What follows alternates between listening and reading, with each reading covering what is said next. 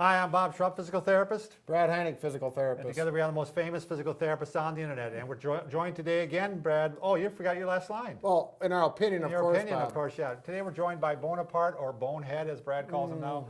And we're going to talk about why does your hip pop, snap, crack, make those noises? Right. Snap, crackle, pop, just like the cereal, right? Sure. So there's, we're going to start off with, why it does that, and then we're going to show you some ways to stop it, especially the most common thing that it normally is. Sure. And we're going to go talk about what is least likely causing it. And the first one is what we call, we'll go from least likely to most likely. Sure. The least likely is called femoral impingement, femoral acetabulum impingement. Sure. FAI. That's a mouthful, Bob. That's a mouthful. So let's look at this. Here we got the full hip, and we just took off the femur and the ball, and now we're going to look at the socket. Yeah. Basically, you have a ball and a socket. Here you have the hip with the ball, and here you have the socket on the pelvis. With femoral acetabular syndrome, impingement. Yeah. I'm really having my mouth full. We need a speech therapist. Yeah. With that, generally what's happening is one of these bones is misshapen. Either the socket is misshapen a little bit, or the ball is misshapen. So it doesn't fit real smooth and doesn't run real smooth. And because of that, eventually, especially if you're an athlete, it starts to give you troubles. It starts to pinch on the labrum, or it starts to get inflamed. So there's not much you can do about it. Right. And in your hip, you don't have a screw sticking out like that. That's a good point, Brad. So what was that noise? Oh, we're okay. All right, so that one's least likely. If you do have it, surgery is about the only thing that's going to take care of it.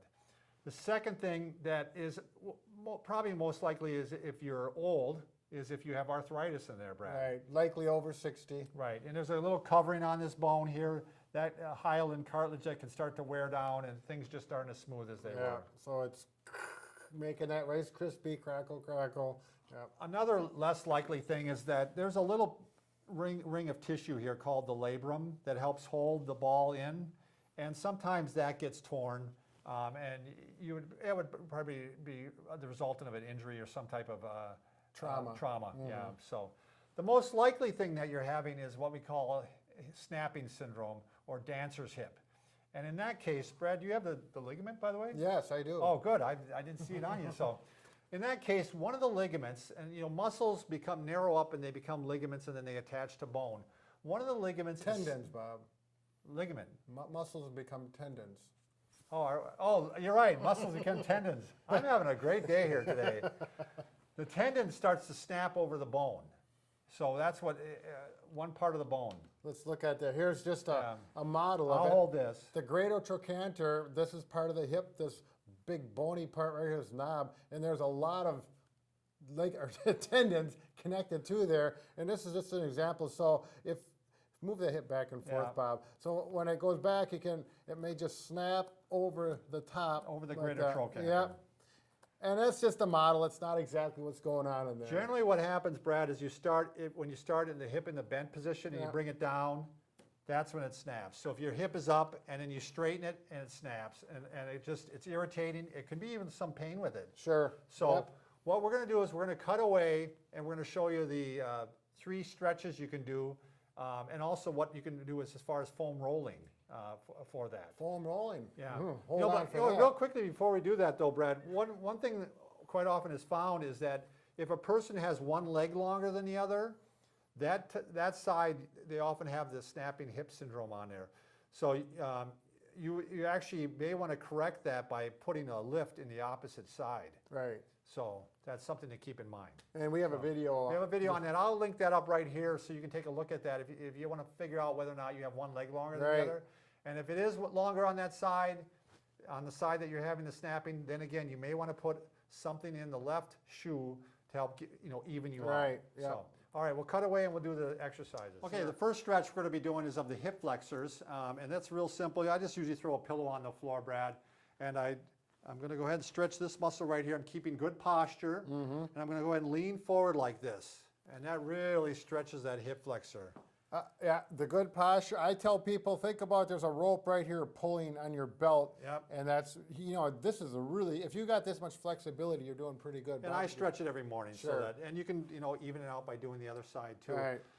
Good what, 30 seconds to a minute? Yep. You can go longer if you want. Yeah, that's a long time by itself. Yeah, okay, so then we're going to jump into the piriformis muscle.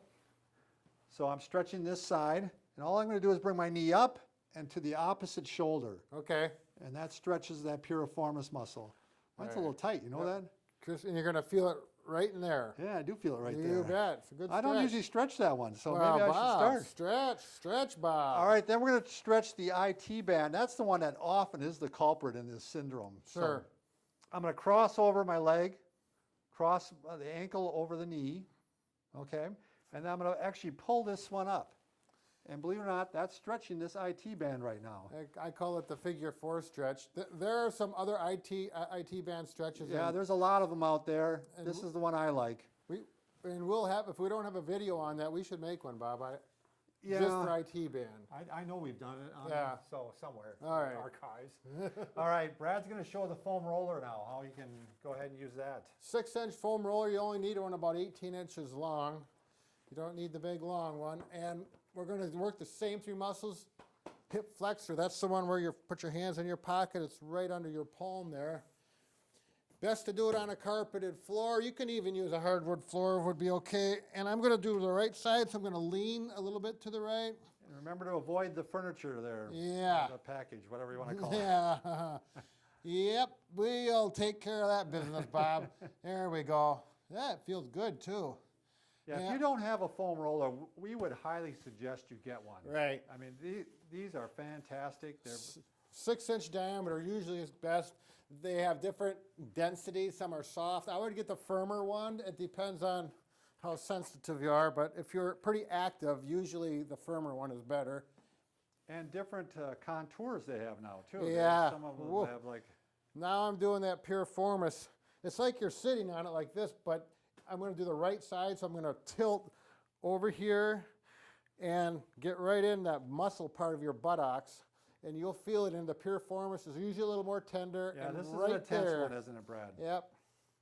But I got one hand here adjusting the amount of weight. Works well. And you're also using the other leg to adjust them out of Yep. too. Yeah, right here to here. This one's kind of just hanging out. Yeah. And now the IT band, which is on the side. This one too. Watch for your mic there. Ooh, the mic, yeah. Hope you can hear me. And then we're going this way, all the way on your side. And this one, a lot of weight on this elbow and on this foot. You can see I can adjust the pressure so it's not too painful, because this will get kind of aggressive. Oh yeah, I got it now. And we're going to do that for about 30 seconds on each one as well. All right. And then for a bonus, seeing how you're here, I always like to do the backs. Got nothing to do with what we're talking about, but it sure does That good is for a the great back. one. Yeah, I do that one twice a day. that's a Love doing bonus. that. Yep. All right. All right, and remember, Brad, we can fix just about anything. Except a broken Broken heart. heart. But, we're working on it, Brad. Yeah, be careful and subscribe. And yeah, we got to get some classes on that. Maybe there's some continuing ed Yeah, thing going that'd on. be for cool.